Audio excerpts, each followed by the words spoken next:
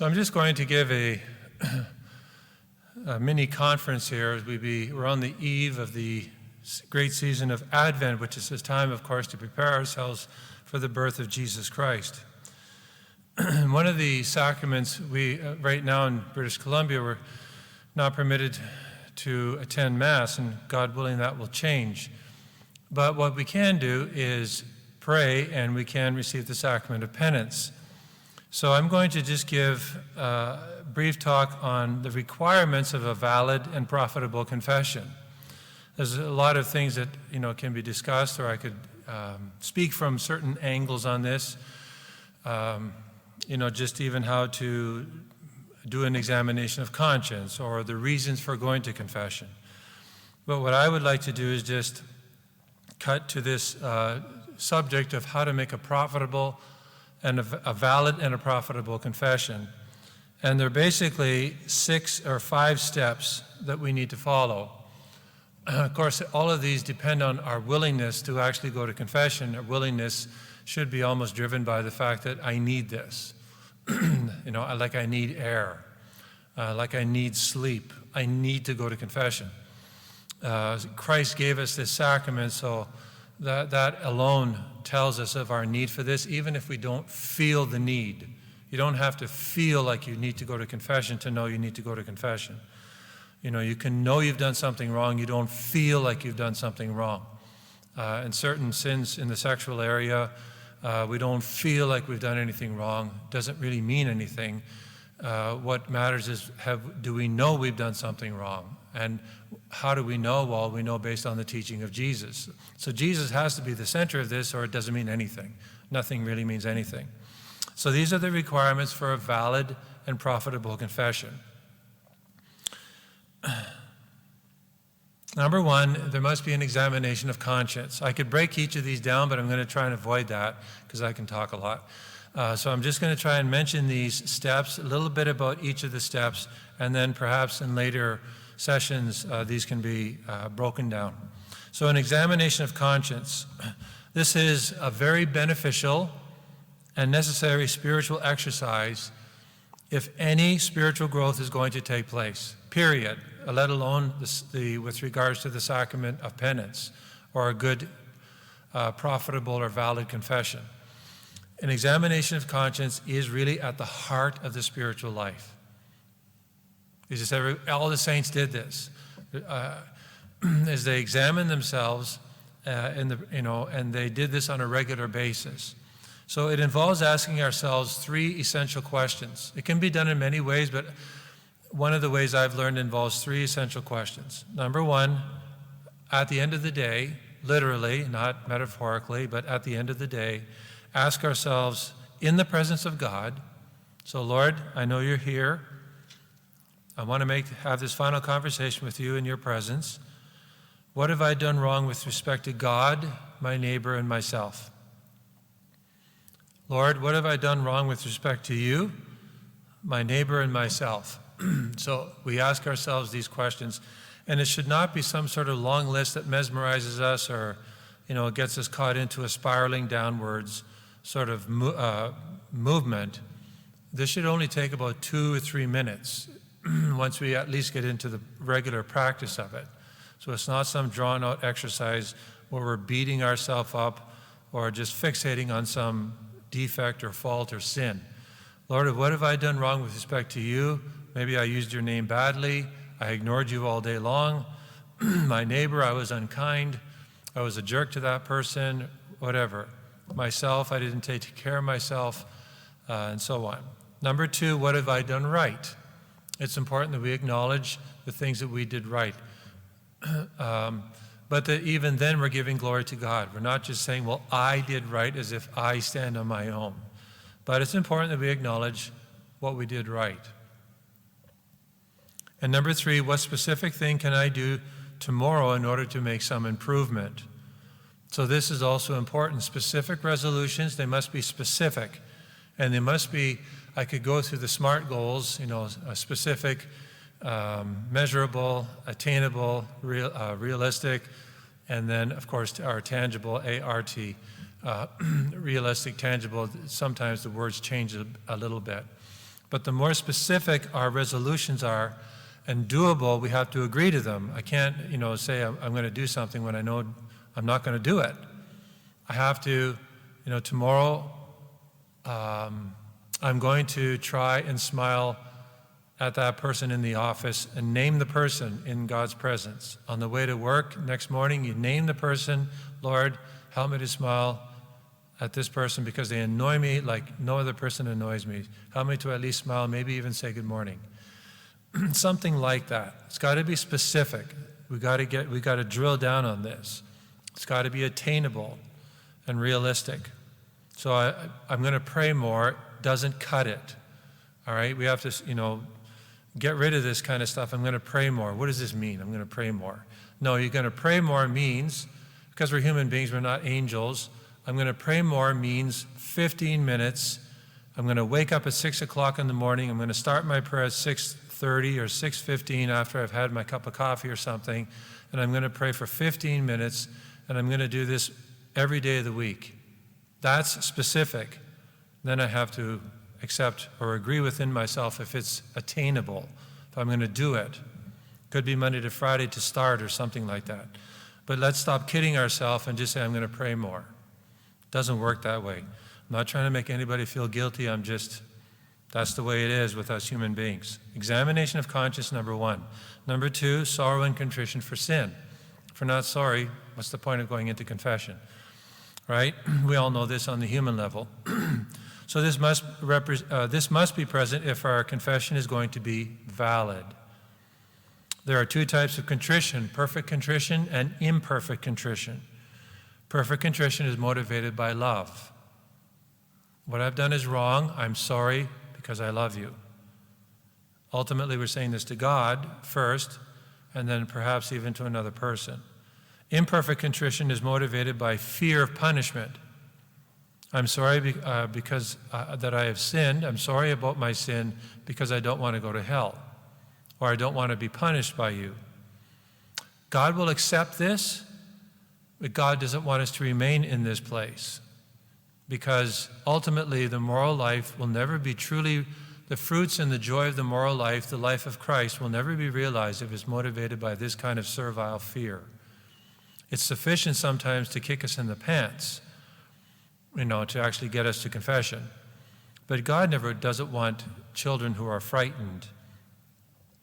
But He'll take it, and He'll work with it. He wants to work with it. So we need sorrow and contrition for our sins. Number 3, resolution to avoid sin in the future. Now you can see each of these is a talk unto itself. So I'm just kind of hitting on the surface of it. Resolution to avoid sin in the future.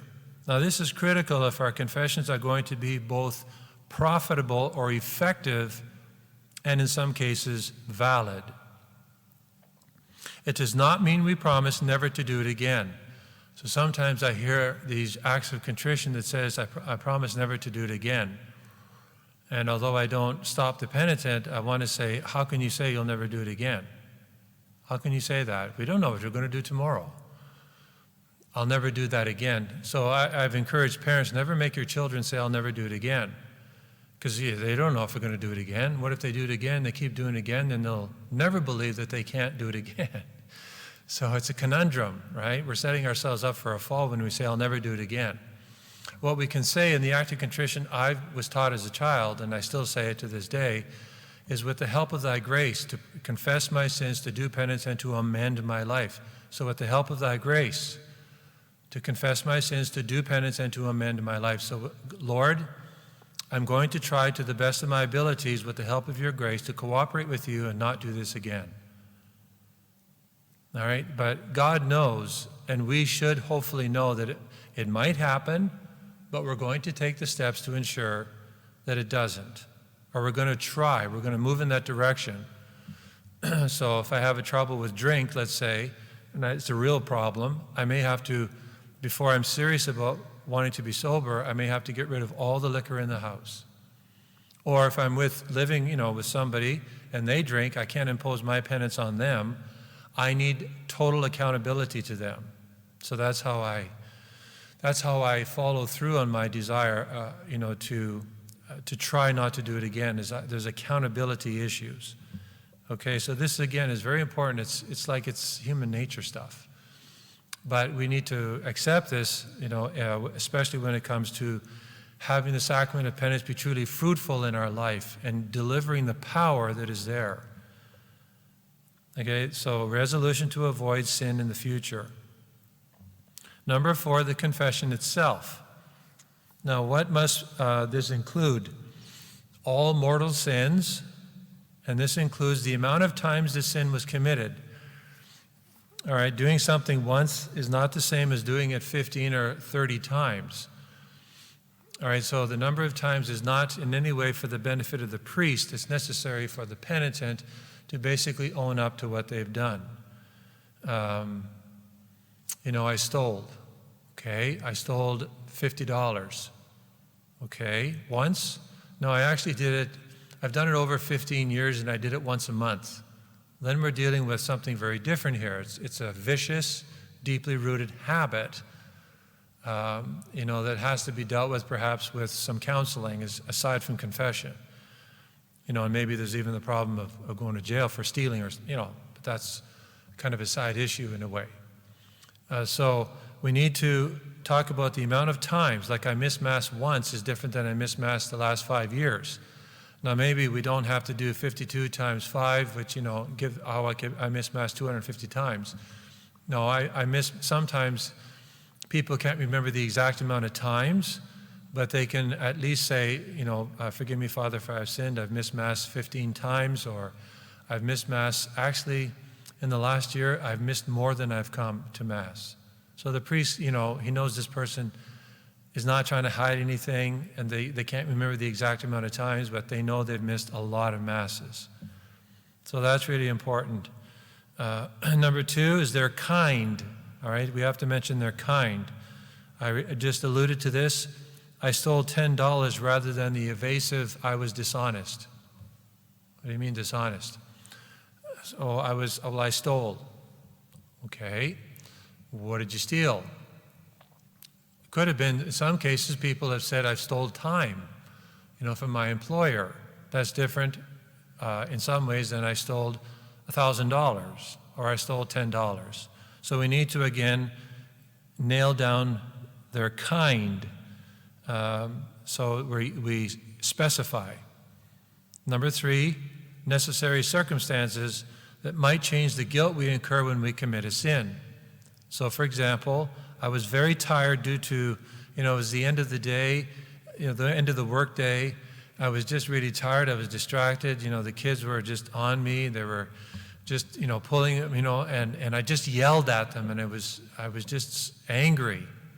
And I was so sorry I did it. I didn't mean to do it. So usually when that happens, parents feel very bad about that. And I always encourage them. I say, apologize to your kids, which they've usually done before they come to confession. But I said, what you also need to do is tell your children, after you've calmed down, you said you're sorry, or you said you're sorry and then you calmed down, is talk to them.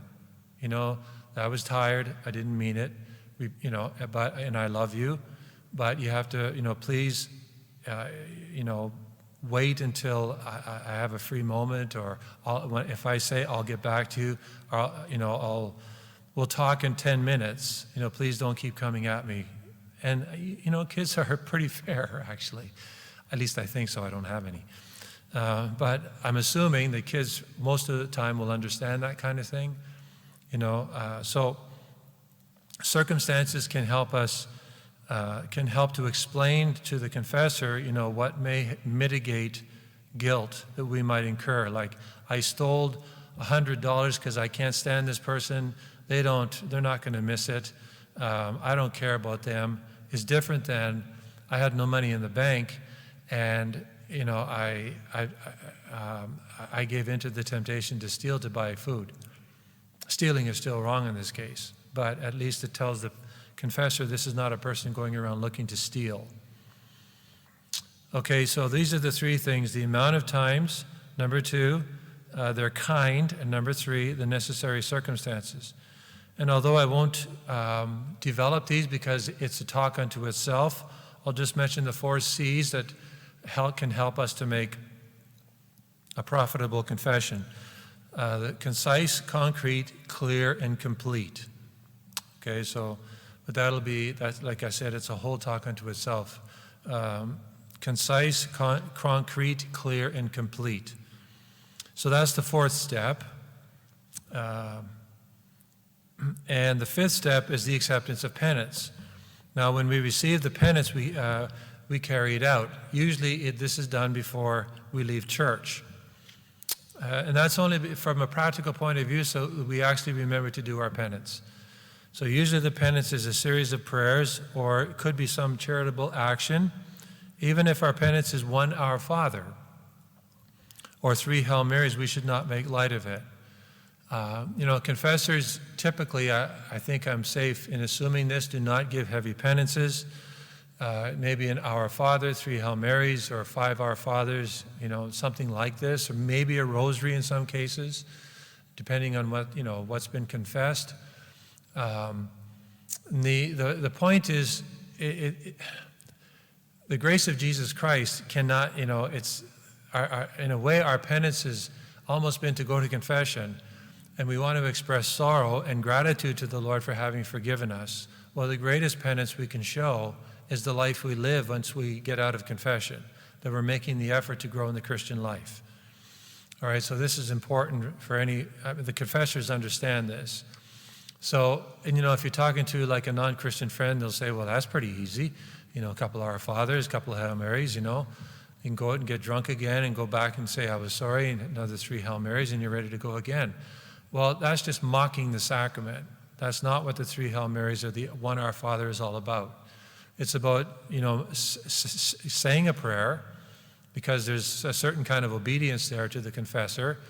But it's also, if anybody walks out of confession and they're not grateful but sorrowful for what they've done, then they've missed the point of confession. If they're not at least, intentionally resolved to try and cooperate with the grace of Jesus, well, the confession's almost useless. Now, they can be resolved and go out and do it again, but at least they're, have the intention. So it's about authenticity, it's about sincerity, it's about genuineness. That's really what all of this is about. So the acceptance of the penance is important. It's not to any way make light of one prayer. And in fact, one prayer can change a person's life if they see it, pray it with deep sorrow and great joy. And these two things are not opposed to each other, great sorrow and great joy. Because remember, Our Lady had great sorrow at the foot of the cross, but she also had great joy because she knew her Son was redeeming the world. So these are the 5 steps to make a profitable and a valid confession. Examination of conscience, sorrow and contrition for sin, resolution to avoid sin in the future, the confession itself, and the acceptance of the penance. So each of these could be a talk unto itself, and maybe that's something we'll do in the future. So take what's been said here, and where do I go with it? Well, at Corpus Christi, we know churches throughout BC are locked down, but people can still go to confession. So at Corpus Christi here, we have confessions on Wednesday from 1 to 2:30 p.m. And next Saturday, I will begin confessions from 3:45 to 4:45 p.m. All right, not the usual 4 to 4:50, but 3:45 to 4:45 p.m. We'll have volunteers present, basically overseeing the traffic of people, coming in, confession, social distancing, doing their penance, and then leaving. Because the following week, after Deacon Richard is ordained a priest, of course, then there will be 2 confessors here. But we will begin streaming a 5 p.m. anticipated Mass here at Corpus Christi. So we can be in confession from 3:45 to 4:45. The last person gets out, at 4:45 or 4:50, and then Mass will be streamed. Now, at first, we'll have to have an empty church, most likely, but God willing, we're going to be able to have our churches open again. So these are 2 things that you can keep in mind, opportunities to go to the Sacrament of Penance, and we're thinking about other opportunities during the season of Advent when both of us are here in the church, but we have to work out the details and the logistics of that.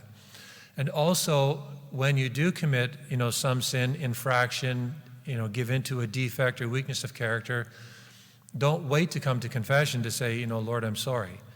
I always encourage people, remind people, say, Lord, I'm truly sorry for this. Help me to begin again. And then when you can, try to receive the Sacrament of Penance, as soon as possible. So I hope this helps a little bit in forming your conscience, giving you a store of steps in order to benefit from this sacrament that Jesus gave us, the first gift of the church on the night of the resurrection. And now we'll spend the rest of the time in silence, thanking our Lord for the gift of himself in the Eucharist, and also, of course, giving us the Sacrament of Penance.